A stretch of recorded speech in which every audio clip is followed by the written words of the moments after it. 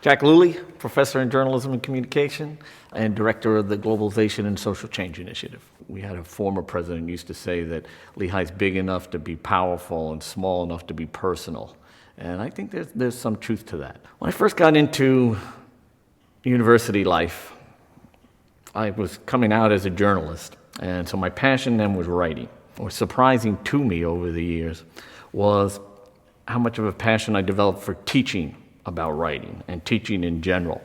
A Lehigh University professor has to love teaching, and that is different from some other places. We're all researchers, but there are plenty of Research One universities where teaching is second tier. At Lehigh, you got to succeed as a teacher as much as you can succeed as a researcher. Well, 6 years ago, we started the Globalization and Social Change Initiative, and the purposes behind that was we understood that globalization was going to be one of the driving forces behind the 21st century. We wanted our students to understand that globalization wasn't just important on an economic basis, even though the economics are very important, but it also has great social and cultural changes as well. Everything from music to theater to literature to religion to education, all these different things are being changed by globalization. One of the key things we found is that no one discipline, no one department is going to have the answers to the big questions.